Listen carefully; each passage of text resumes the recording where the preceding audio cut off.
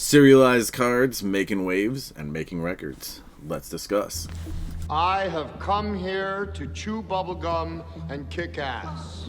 And I'm all out of bubblegum. So, serialized cards and these new ultra rare subsets are part of a new, the modern way of doing Magic the Gathering from Wizards. You know, this is what they've been leaning towards and have been doing a lot of lately. And one of the best examples and one of the most executed, Jesus, I can't talk. One of the most well executed examples of this recently is the Lord of the Rings serialized poster cards. Okay, now there was a sale recently on eBay.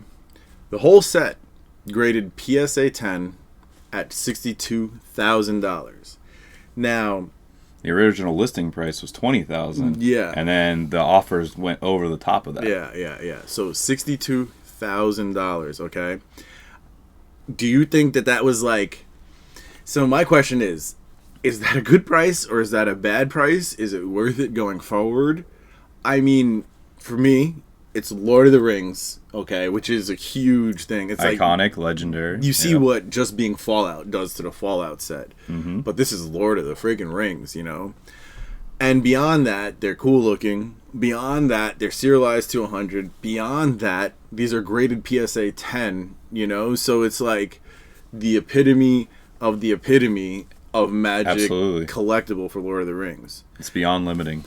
Now, do you think something like that will hold value going forward, or is this the type of thing that's going to be a record and we'll never see that again? Well, let's start with the beginning of when the special edition set came out.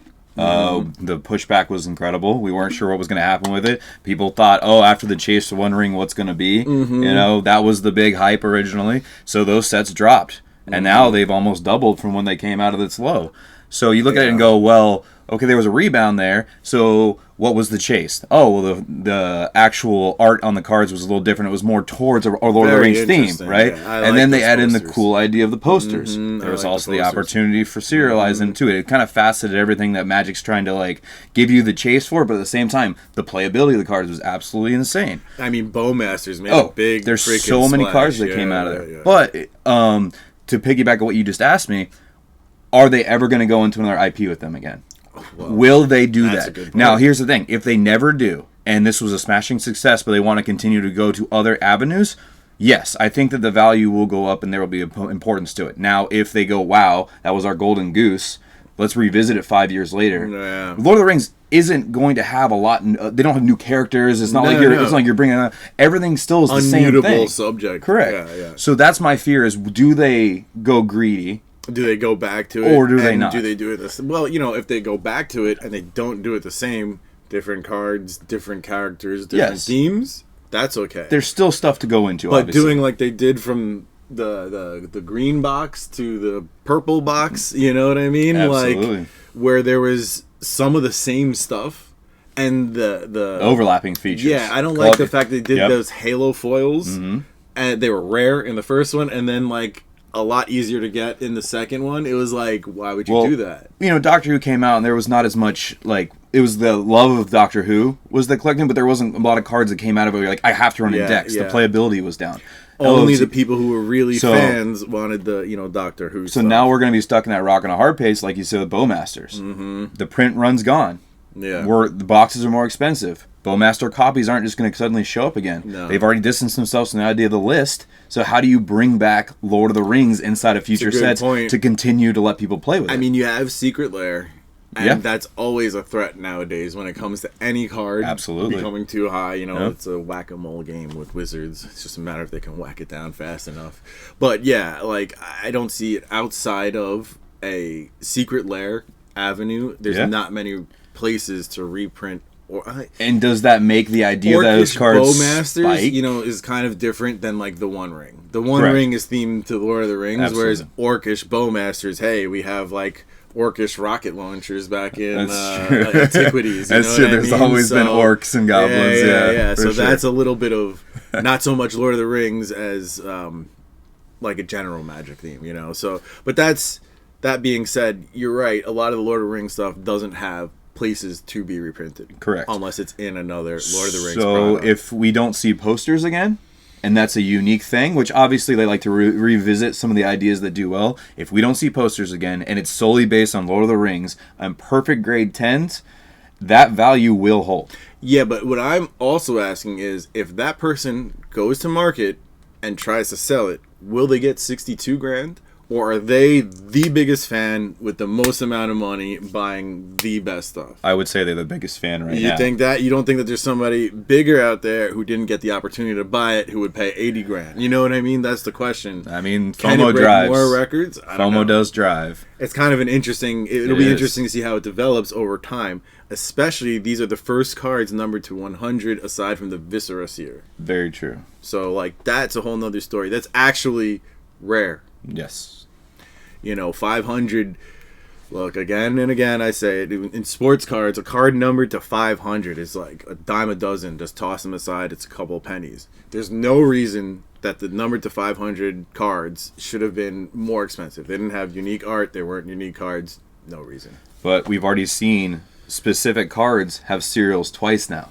Yes, true. So, Chromatic Lantern. Mm-hmm. That won't happen with Lord of the Rings cards because they're specific to the set. Mm-hmm. So the skins specifically. Yeah. Obviously, like a Yavimaya forest is a Fangorn forest, Yeah. So, but hey, of course he's gonna mention that one. This guy freaking pulled that on a stream. That's some crap, Like, talk about luck. This guy's Mr. Serial. Side jabs, I got to make sure I insert a side brag when you least expect it.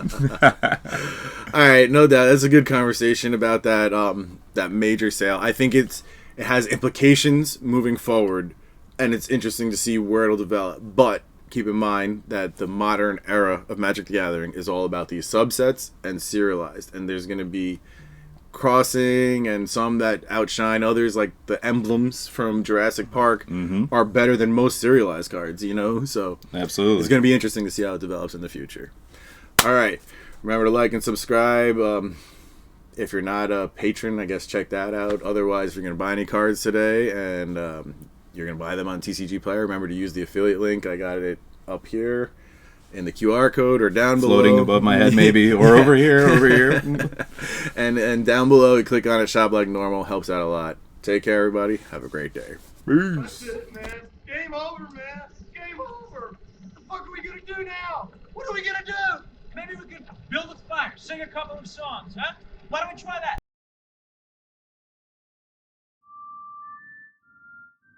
Thank